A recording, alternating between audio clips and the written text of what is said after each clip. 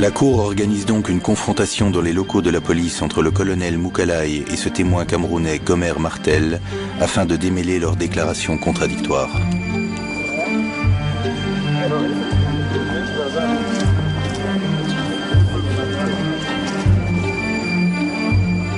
On nous a fait signe d'entrée. En plus, étant détenu, donc menotté, j'étais le premier à emprunter, puis c'est moi qui étais mis en cause. J'ai fait ça, nous entrions.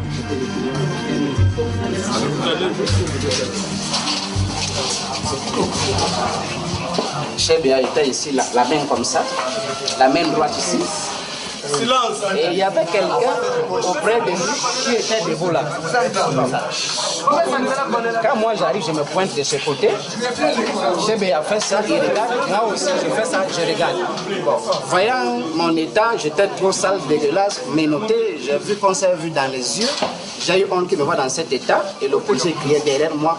Zonga, Zonga, général Azali, on m'a repris et puis on a positionné. La question de la présence du général Numbi à l'inspection générale le jour de la mort de Chebea sera souvent posée par la partie civile. Elle ne sera pourtant jamais élucidée. Il dit avoir vu Chebea tenir là-bas. Monsieur le Président, c'est un menteur. Aucune personne, visiteur soit-elle, ne peut traîner dans les couloirs. Ce qui fait que si monsieur là était là, comme lui le prétendait, la garde n'allait pas tolérer ça.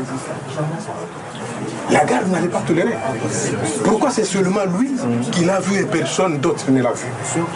Y a-t-il vraiment une raison toute particulière pour que M. Gomer puisse inventer la présence de M. Chebea dans les locaux de la police, notamment à cet endroit ici? C'est purement et simple. Monsieur est en train de venger contre moi, disant qu'il fait partie d'un réseau qui est fort. Mais ce qui lui est arrivé, en tout cas, il ne va pas pardonner. Il est en train de venger et il se tape toujours la poitrine de nous avoir eu, de nous avoir humiliés. Parce qu'il venge. Moi, je n'ai jamais été ici. Je n'ai jamais été. Je ne connais rien de ce bâtiment. Alors, comment je peux inventer tout ça? Selon lui, j'invente par rapport à quoi? Mais comment quelqu'un qui n'a jamais été ici, hein, qui n'a jamais été là, peut comme ça imaginer qu'il y a une balustrade, il y a un escalier qui monte, qu'il avait dit avant même de venir. Monsieur le Président, les messieurs que vous voyez ici, qu'on le veuille ou pas, je vous informe, c'est un délinquant de grand chemin.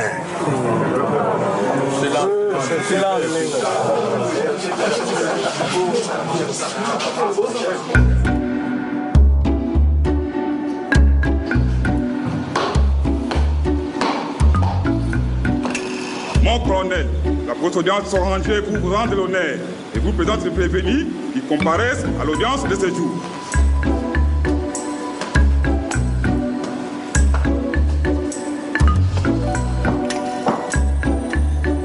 L'audience est reprise. Nouvelle audience. La cour examine les messages téléphoniques échangés entre le major Christian Ngoy et le colonel Moukalaï le jour de l'assassinat de Chebea. Nous avons eu les téléphones portables du prévenu Moukalaï. On avait sorti les SMS que contenait son téléphone. J'ai lu le pré-rapport tel qu'il a été écrit par le conseil spécial du chef de l'État en matière de sécurité. Par le major Ngoy Christian, entre parenthèses, commandant bataillon Simba. Bonjour mon colonel. Le nom du monsieur des droits de l'homme, Chebea Floribert. Téléphone 089 39 867. Merci. Deuxième SMS, libéré comme suit. Mimi Mouze, Nikona Challenger, na Petit Jacques, na Subiri Mipango, Kutoka Kwenu, Paul Mouze. Je n'ai jamais vu ces messages-là, comment toujours...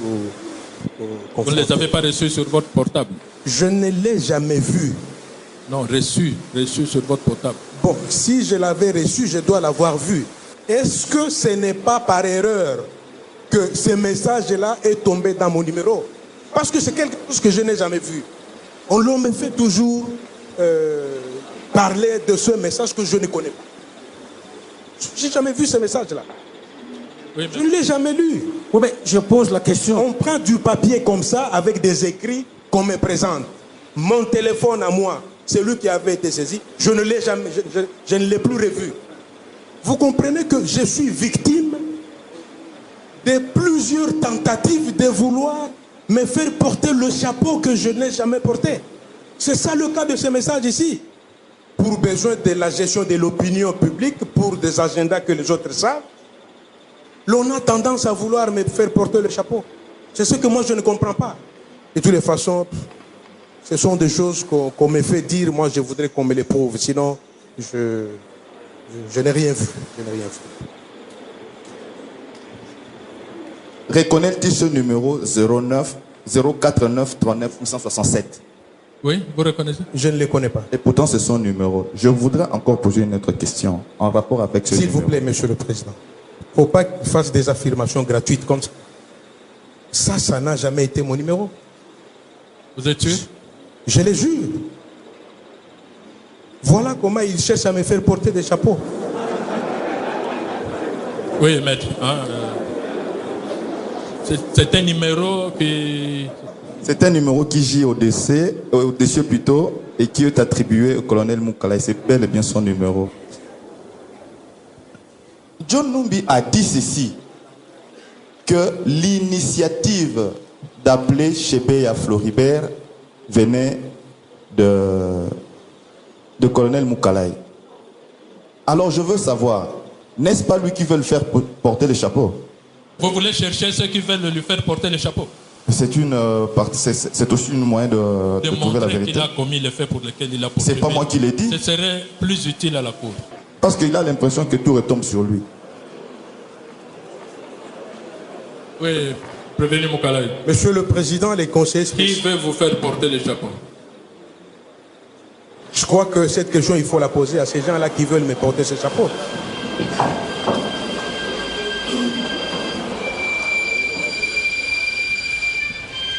Le témoin camerounais Gomer Martel se sent désormais en danger. Il vient demander conseil à une organisation internationale de protection des droits humains. Je dois quitter le pays avant qu'il ne soit trop tard. Je suis en train de chercher les voies et moyens pour m'exfiltrer d'ici, avec bien sûr mes enfants, ceux qui sont encore là, de me retrouver d'abord ailleurs, là où ma sécurité sera un tout petit peu garantie. Je suis obligé de laisser derrière moi tous les biens que j'ai, tout ce que je dois sauver, tout simplement ma tête. Damonique a un système de cache séparé qui est à eux. Des hôtels pas connus quoi, qui sont dans les cités. Dans un hôtel public, je ne peux rentrer dans aucun hôtel public. Que ce soit dans les hôtels, il y a les services spéciaux, il y a l'ANER, il y a la DEMIAP. Et comme ils ont mes photos, je suis presque un homme officiellement connu déjà. Et comme c'est une affaire où il y a des injonctions spéciales, aller dans un hôtel public, ça serait m'exposer. Parce que Numbi ne se laisse pas vaincu, en tout cas, il veut tout faire pour avoir ma peau. Et là, je suis maintenant trop faible pour les affronter, je suis obligé de partir.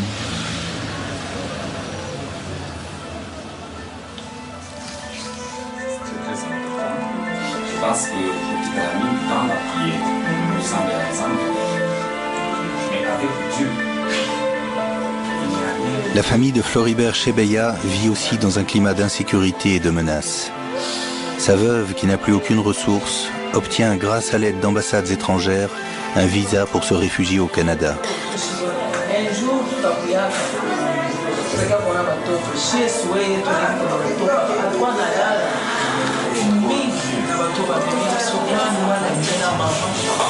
Pour maman est témoin gênant.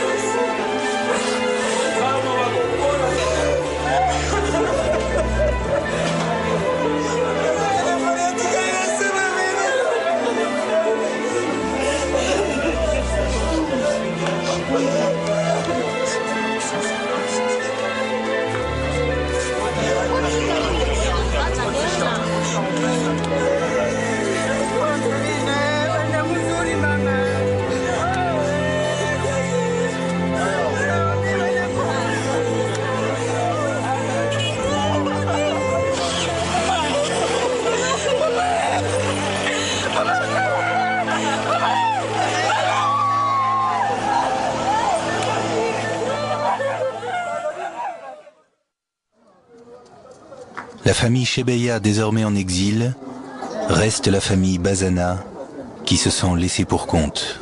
Je suis triste. Je n'ai pas vu le corps de mon mari. Comme Fidèle était chauffeur, alors il n'a pas de valeur. Mais il n'était pas le chauffeur de M. Floribert. Il était le chauffeur engagé dans la voie des sans-voix. Vous avez combien d'enfants? Fidèle en a eu 8. Il n'a même pas laissé un compte dans une banque où je peux survivre avec mes enfants. Il n'y en a pas. Et puis vivre dans l'insécurité. Et mes enfants vont grandir comment? Avec quels moyens? Rester ici avec... Ce sont des tueurs, notre gouvernement, ce sont des tueurs. Nous aussi, nous sommes des témoins gênants. Parce que tant que je n'ai pas vu les corps de mon mari, je ne cesserai de les réclamer toujours. Est-ce qu'ils vont me laisser tranquille? Non.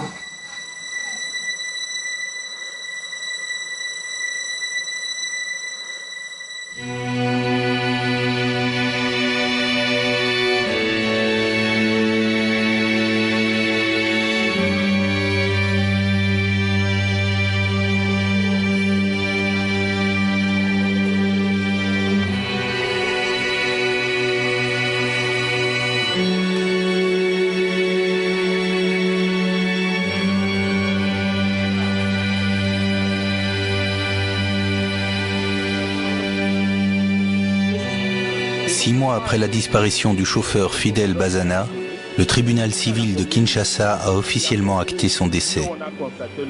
La cour militaire requalifie donc l'accusation d'enlèvement en assassinat. La dernière fois que vous avez vu votre mari, jusqu'à présent? Jusqu'à présent, il n'est pas revenu. Pour moi, ce n'est pas simplement l'enlèvement et aussi l'assassinat. Vous pouvez nous en dire un mot? Nous donner les éléments qui vous amènent à penser cela?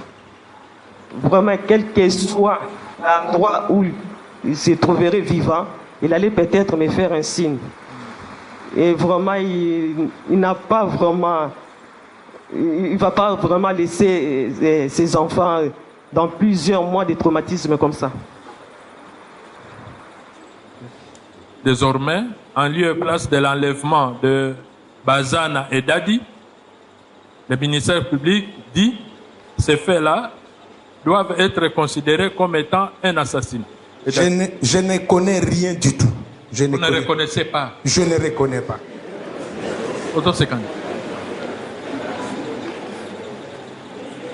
On n'est pas au marché ici. Ce commissaire, vous êtes indifférent à tout ce qui se dit ici. Vous n'êtes pas concerné? Je suis concerné, mais cela ne me concerne pas. Vous êtes concerné, mais cela ne vous concerne pas. Oui, mon colonel. Le problème, oui, concerné.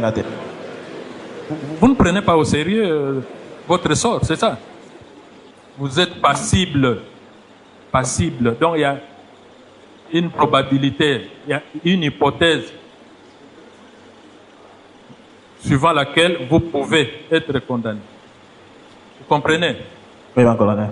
Donc, n'ayez pas les assurances que vous avez là. Hein, c'est imprudent. Donc, prenez au sérieux votre défense, présentez des moyens sérieux. Hein? Est-ce qu'aux OSA pour reconnaître l'assassin? Na reconnaître en côté. Na reconnaître en côté pour na épiété, na mon épiété.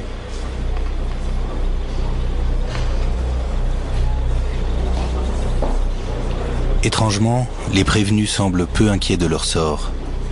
Leur aurait-on garanti l'impunité en coulisses? Les parties civiles le craignent.